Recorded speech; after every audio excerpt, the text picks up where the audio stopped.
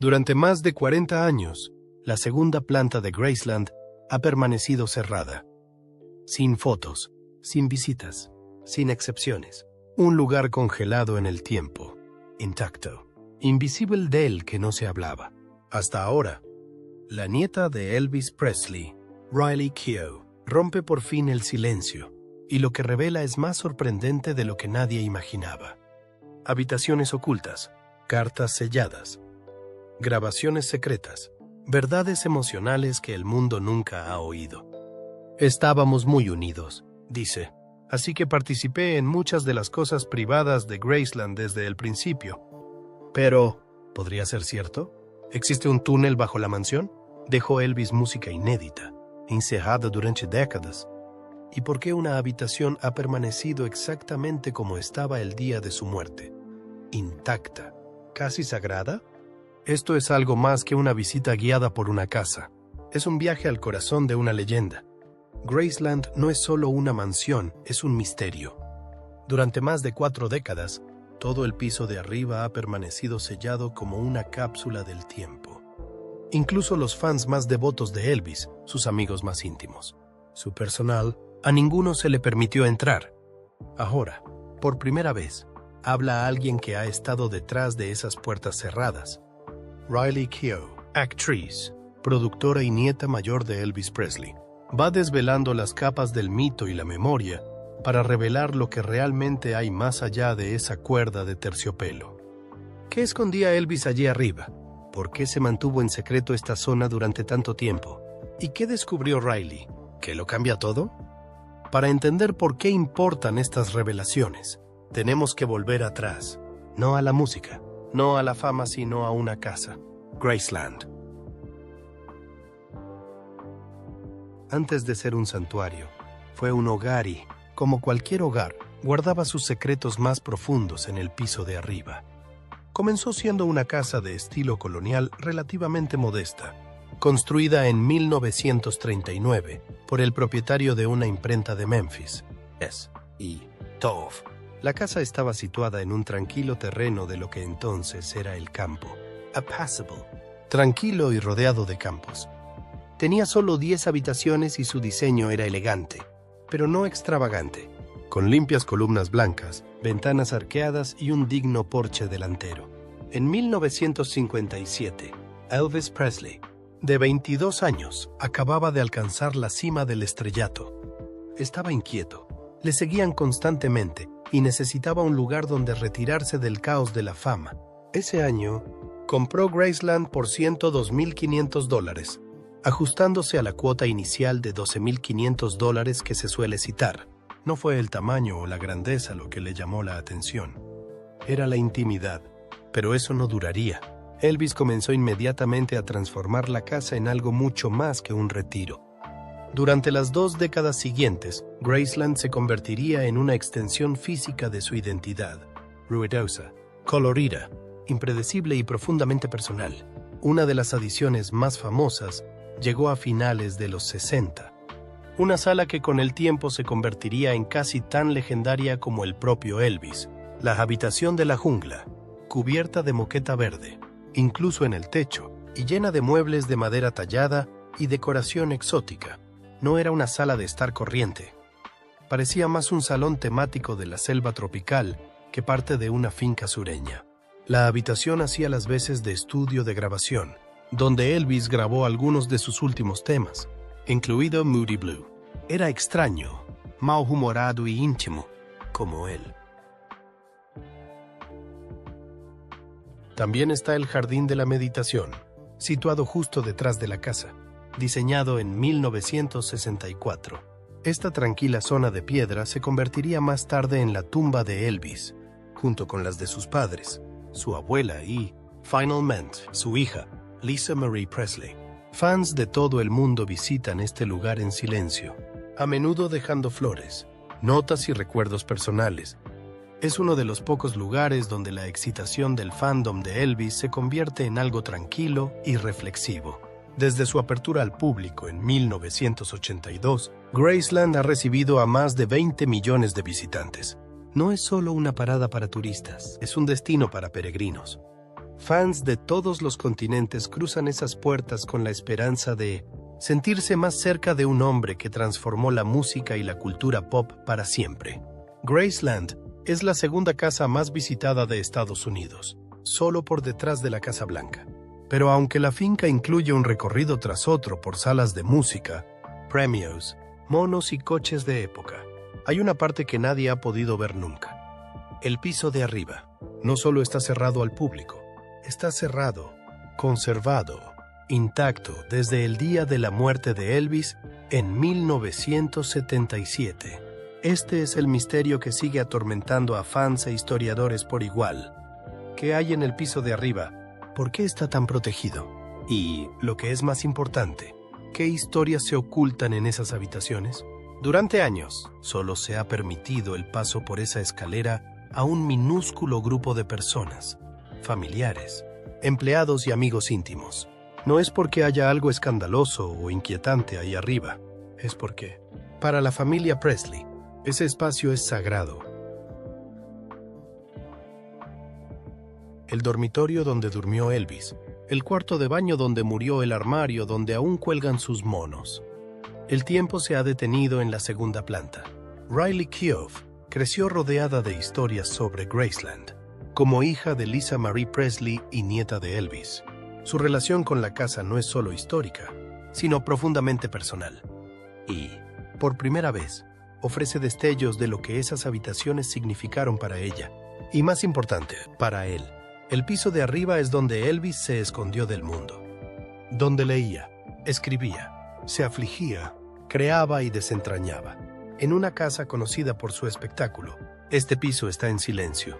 No se ve. Sin embargo, en muchos sentidos, es la parte más importante de la historia. El atractivo de Graceland nunca ha sido solo lo que se expone. Se trata de lo que todavía está oculto. La visión de Riley del piso de arriba nos da algo nuevo. No solo acceso, sino comprensión. Lo que encontró dentro de esas habitaciones cerradas no eran solo recuerdos. Era memoria, privada, cruda y real. Y es hora de que el mundo escuche lo que tiene que decir. Riley Keough desvela el piso de arriba, secretos y revelaciones. Durante más de 4 décadas, estuvo completamente vedado. No se permitían visitas.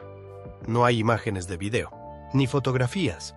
El segundo piso de Graceland, donde vivió y murió Elvis Presley, fue sellado. Protegido incluso de los fans más entregados, pero en un movimiento que nadie esperaba, Riley Keough, nieta de Elvis y ahora propietaria oficial de la finca, ha empezado a hablar, y lo que ha revelado es nada menos que impactante. Detrás de las puertas cerradas de ese pasillo de arriba, hay secretos que nadie ajeno a la familia ha oído jamás. Carters, compartimentos ocultos, habitaciones enteras congeladas en el tiempo. ¿Por qué Elvis mantenía esta zona tan privada? ¿Y por qué ha decidido Riley compartir ahora sus secretos? Durante años, los fans especularon con que el segundo piso estaba cerrado para ocultar la verdad. Que Elvis nunca murió, y que el dormitorio y el baño fueron escenificados.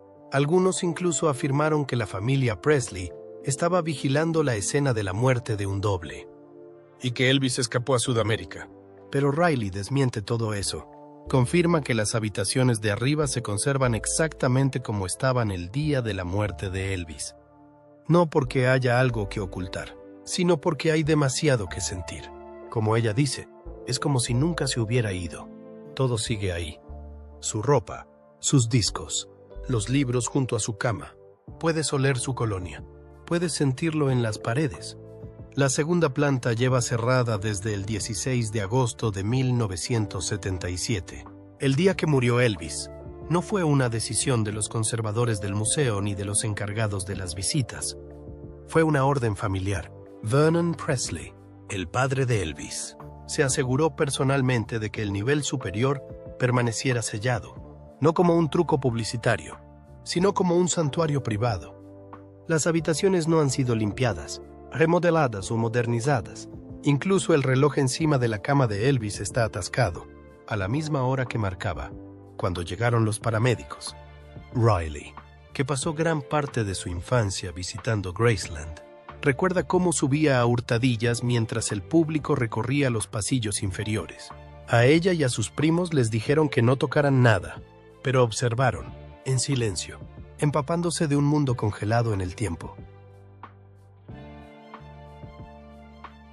Una de las habitaciones que más se le quedó grabada fue el estudio personal de Elvis, un espacio pequeño, decorado en tonos oscuros, con paredes revestidas de madera profunda, lleno de libros de numerología, teología cristiana y misticismo oriental. Entre ellos había cuadernos llenos de reflexiones del propio Elvis sobre la fama, la espiritualidad y la soledad. Según Riley, algunas anotaciones parecen oraciones escritas en un diario. Otras son más erráticas. Letras de canciones inacabadas, párrafos de conciencia, citas garabateadas. Una página, recuerda, solo tenía la palabra free escrita una y otra vez. También hay objetos físicos que, según Riley, ofrecen una ventana al estado de ánimo de su abuelo. La cama de Elvis, aún vestida con sus sábanas de seda originales, está flanqueada por 2 mesillas de noche, una con una Biblia y anotaciones manuscritas, la otra con frascos de analgésicos, algunos todavía llenos.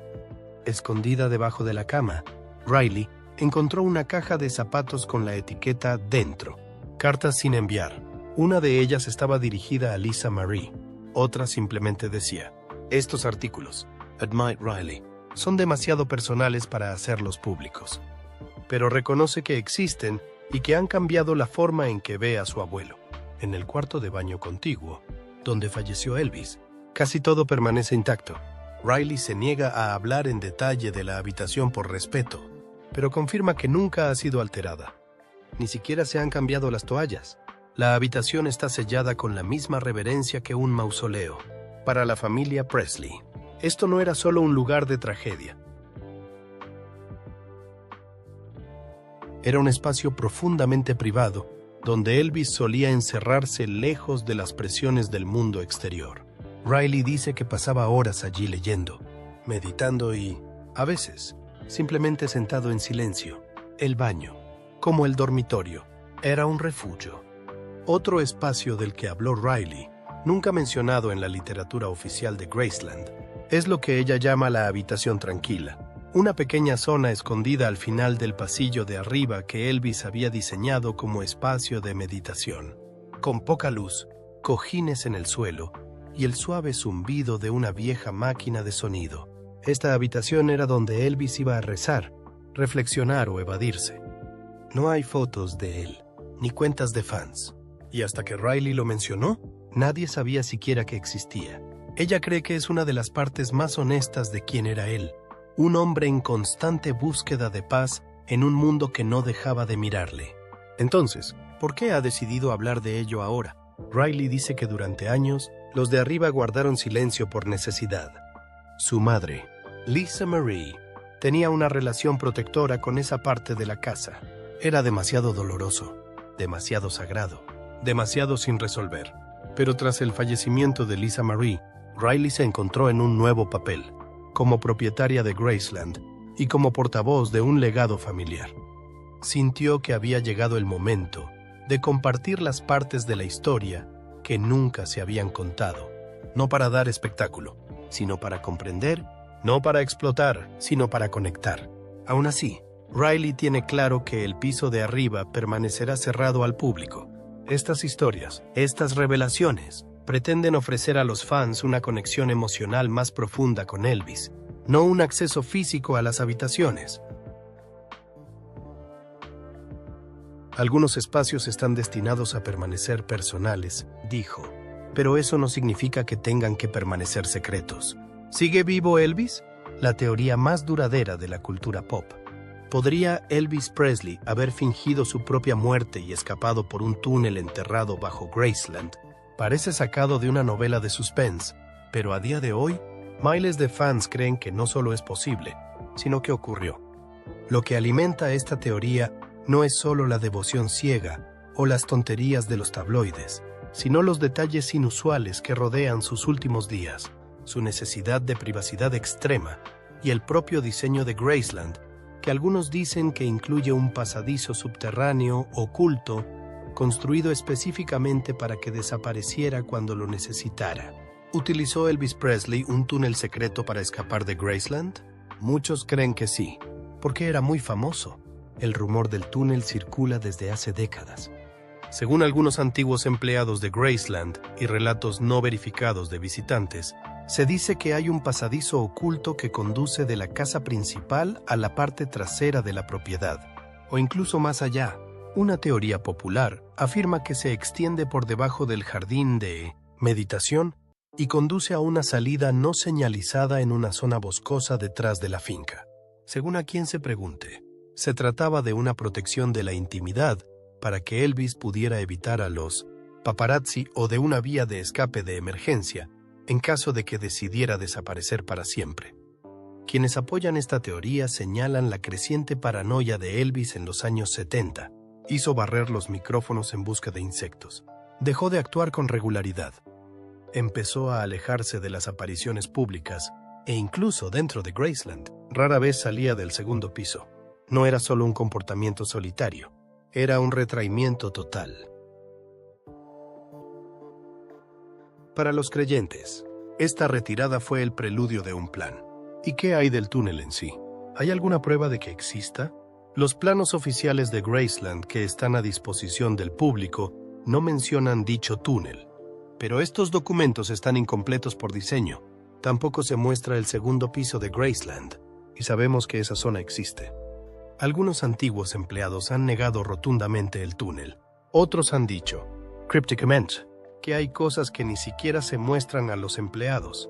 La familia Presley nunca ha reconocido la existencia de un túnel en ninguna entrevista, libro de memorias o documental autorizado, pero eso no ha impedido que los fans intenten demostrarlo. En 1987, un periodista independiente se coló en la propiedad y afirmó haber encontrado una entrada de hormigón parcialmente oculta cerca de la cochera trasera. Sus afirmaciones nunca fueron verificadas ni se publicaron pruebas fotográficas, pero una vez que el rumor se extendió, se mantuvo. Luego vinieron los avistamientos. El primer gran momento de Elvis is Alive se produjo en 1978, justo un año después de su muerte. Al parecer, un hombre parecido a Presley fue visto subiendo a un avión en el aeropuerto internacional de Memphis bajo el nombre de John Burroughs. No es un alias al azar. John Burroughs era el mismo nombre falso que Elvis había utilizado repetidamente para registrarse en los hoteles durante la gira. El avistamiento apareció en las noticias locales, pero se descartó como una coincidencia. Sin embargo, desencadenó una oleada de historias similares. En 1984, un turista que visitaba Graceland hizo una foto de un jardinero descansando detrás de la casa. Esa imagen se hizo viral, o todo lo viral que podía hacerse una foto en los años 80. Los fans insistían en que el hombre era Elvis. Llevaba gafas de sol, tenía los rasgos faciales de Presley y parecía más corpulento, en consonancia con el aspecto que habría tenido Elvis si hubiera envejecido de forma natural. La imagen fue ampliada, analizada y escudriñada. Pero hasta la fecha, el personal de Graceland nunca ha revelado quién era el hombre. Siguieron más avistamientos. Elvis en Michigan. Elvis en un Burger King en Texas. Elvis visto viendo un espectáculo de imitadores de Elvis en Nevada. Uno de los informes más extraños se produjo en 1994, cuando un hombre que coincidía con su descripción entró en una oficina de tráfico de California. El empleado dijo que era educado, tranquilo y pagó en efectivo. Cuando le preguntaron su nombre, dijo que no era importante. Las imágenes de seguridad, si alguna vez existieron, nunca se hicieron públicas. Otra capa de la teoría descansa en la documentación oficial de la muerte de Elvis. Algunos fans señalan incoherencias en el certificado de defunción, sobre todo en la ortografía de su segundo nombre. El segundo nombre legal de Elvis era Aaron, pero en la lápida y los papeles ponía Aaron. Para los creyentes, esto no era un error tipográfico, era una señal deliberada, una señal de que el hombre enterrado allí no era realmente él. La teoría más extendida es el agotamiento. A finales de los 70, Elvis sufría dolores crónicos. Luchaba contra la adicción y estaba harto de la fama. Creía que no podría escapar del ojo público a menos que desapareciera por completo. Fingir su muerte habría sido la única forma de vivir en paz. Los partidarios argumentan que Elvis tenía el dinero, las conexiones y la propiedad aislada para llevarlo a cabo, especialmente si tenía un túnel privado que salía de su finca. Por supuesto, no hay pruebas forenses creíbles de que viviera más allá de 1977. No hay coincidencia de ADN, ni huellas dactilares, ni comunicaciones verificadas. Se le practicó la autopsia. Su cuerpo fue visto por la familia y su funeral fue público. Los avistamientos, aunque fascinantes, se basan en última instancia en fotos borrosas y anécdotas no verificadas. Muchos de los supuestos testigos se han retractado de sus historias a lo largo de los años. Aún así, lo que mantiene viva la teoría es lo poco que se vio de los últimos días de Elvis. No había sido fotografiado públicamente en meses. No estaba de gira. Y, sobre todo, vivía casi enteramente en la parte de arriba de Graceland, que permanece sellada hasta el día de hoy. Ese silencio ha creado un vacío, y la naturaleza aborrece el vacío. Así que la gente lo llena de historias, de conjeturas, con la idea de que el rey del rock and roll podría haber decidido dejar los escenarios por última vez. En sus propios términos, Riley Keough no necesita responder a todos los rumores. Entiende que parte del poder perdurable de Elvis es el misterio. Ha dicho en repetidas ocasiones que su papel no es explicarle, sino proteger lo que le importaba, tanto si se trata de proteger su legado emocional como de mantener selladas las habitaciones de Graceland. Cree que algunas cosas deben quedar sin respuesta. Quizá no haya túnel. Tal vez nunca lo hubo. Tal vez todos los avistamientos fueran identidades equivocadas, y el nombre mal escrito en la tumba no fuera más que una corrección bien intencionada. O tal vez, para un hombre que vivió su vida de cara al mundo, mantener oculta una parte de sí mismo fue el acto más rebelde de todos.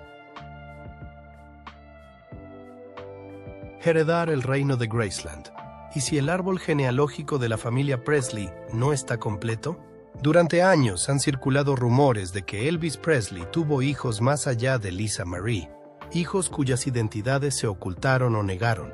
Algunos de estos presuntos herederos han aportado pruebas físicas, muestras de ADN, certificados de nacimiento e incluso fotos en las que se aprecian extraños parecidos. Otros han presentado demandas, con la esperanza de reclamar no solo un nombre, sino una parte del patrimonio de Presley. Y aunque la mayoría de estas demandas han sido desestimadas o ignoradas, el hecho de que sigan resurgiendo una y otra vez añade otra capa de intriga a un legado ya de por sí complejo. ¿Quién controla hoy el imperio de Elvis? ¿Y podría alguien impugnar legalmente ese control? El patrimonio de Presley no solo es valioso, sino que está estructurado con protecciones legales que lo hacen increíblemente difícil de impugnar. Priscilla Presley habla en medio de su batalla legal para seguir siendo la fideicomisaria de la herencia de su difunta hija, Lisa Marie Presley. Tras la muerte de Elvis en 1977, Graceland fue heredada por su única hija, Lisa Marie Presley. A su muerte, en 2023, la propiedad pasó a su hija, Riley Keough. Pero esa transición no fue tranquila. Inmediatamente después, se produjo una disputa legal en la que estaba implicada Priscilla Presley, la madre de Lisa Marie, que impugnó una modificación del fideicomiso realizada en 2016. El asunto se resolvió fuera de los tribunales, pero reveló algo esencial sobre el legado Presley. No es solo territorio emocional, es terreno legal disputado, por valor de cientos de millones de dólares. Y ahí es donde la llamada teoría del heredero secreto gana tracción. A lo largo de las décadas, al menos una docena de personas han afirmado ser hijos biológicos de Elvis Presley.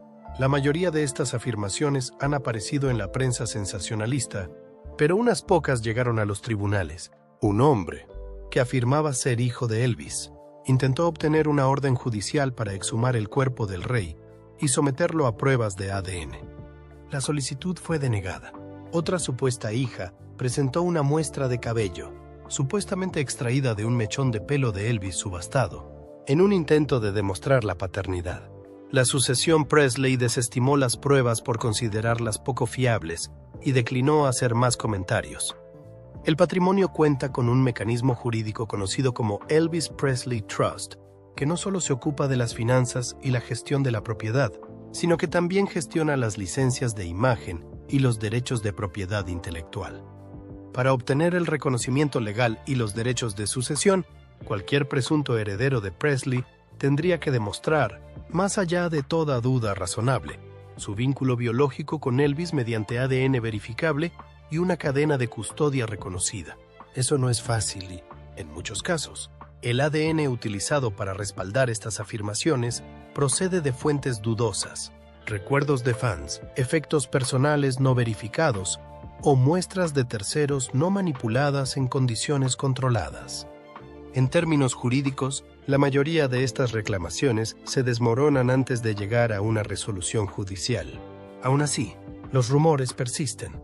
Algunos fans creen que Elvis pudo haber mantenido relaciones secretas en los años 50 y 60, antes y durante su matrimonio con Priscilla.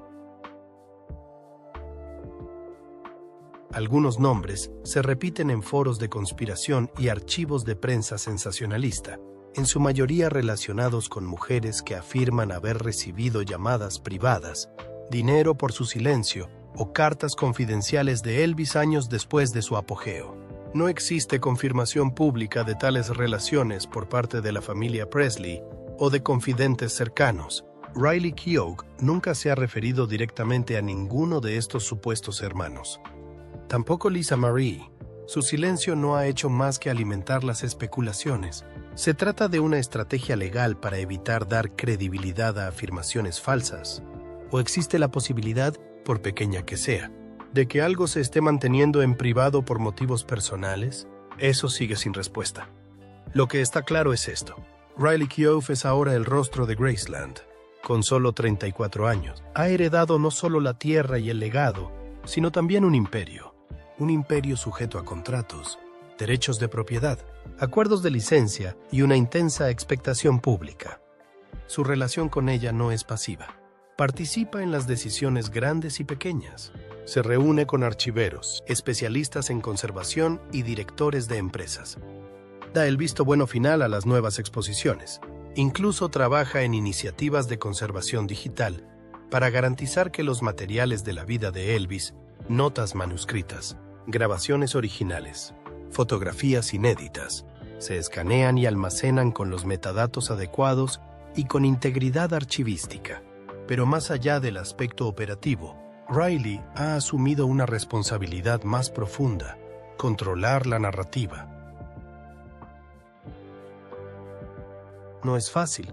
Elvis Presley no es solo un músico, es un símbolo. Representa un periodo muy concreto de la cultura estadounidense, cargado de contradicciones, fama y aislamiento, rebelión y conservadurismo, creatividad innovadora y agitación personal. Riley se encuentra en la inusual posición de ser a la vez pariente consanguínea y guardiana de la cultura.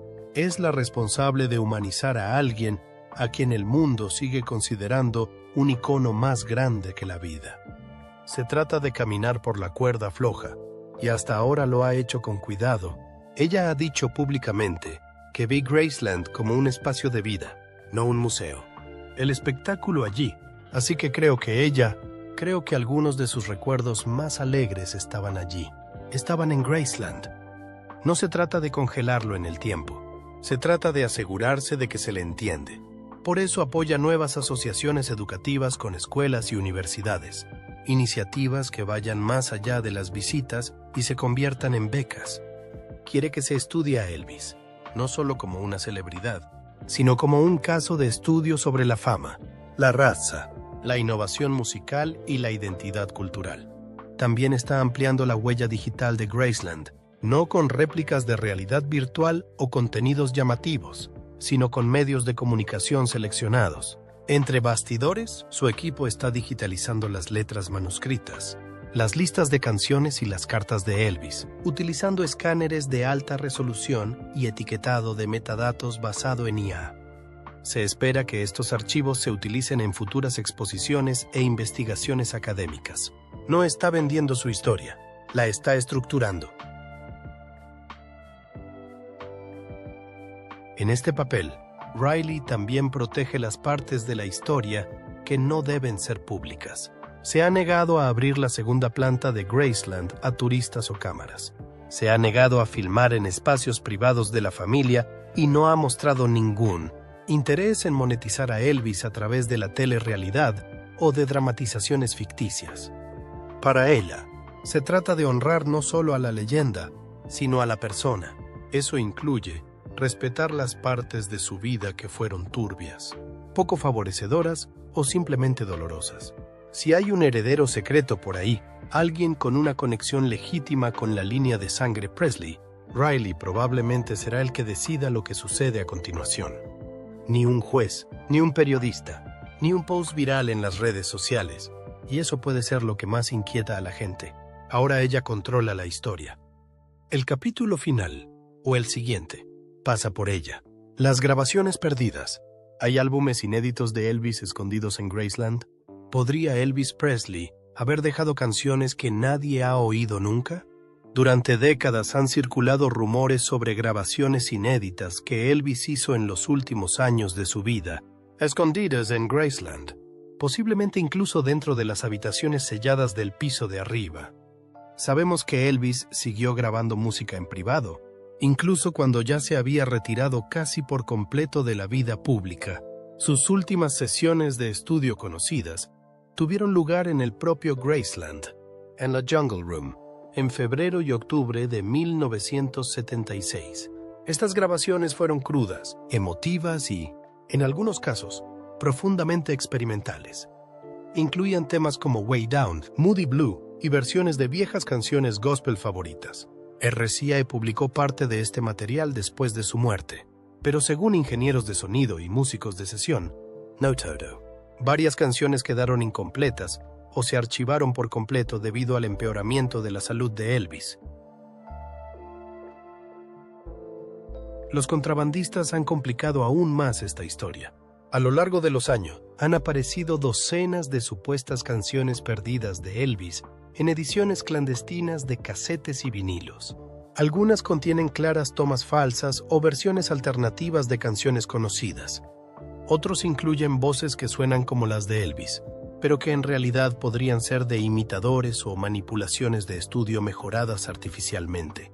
Un tristemente célebre pirata, que circuló en la década de 1990, afirmaba incluir una inquietante balada titulada This Is Goodbye, supuestamente grabada pocas semanas antes de la muerte de Elvis. La pista fue desmentida más tarde, cuando se comprobó que la voz correspondía a un imitador conocido, pero eso no ha impedido que sigan apareciendo otras cintas. Lo que mantiene viva la teoría no son solo los bootlegs, sino el silencio. A diferencia de la mayoría de los músicos, cuyos archivos se han abierto y reeditado a lo largo de los años, el archivo personal de Elvis permanece sorprendentemente protegido. RCA y Sony han lanzado múltiples cajas con tomas alternativas y material inédito, pero se trata de proyectos comisariados, controlados, selectivos. Hay una diferencia entre lo que se ha autorizado para su comercialización y lo que aún podría existir en los almacenes privados de Graceland. Las habitaciones selladas del piso de arriba son una fuente constante de especulaciones. Riley Keough, que heredó la finca tras la muerte de Lisa Marie Presley en 2023, ha confirmado que estas habitaciones permanecen intactas. Ella los ha descrito como congelados en el tiempo, y aunque no ha mencionado específicamente grabaciones musicales, ha aludido a artefactos personales que nunca han sido catalogados o mostrados públicamente.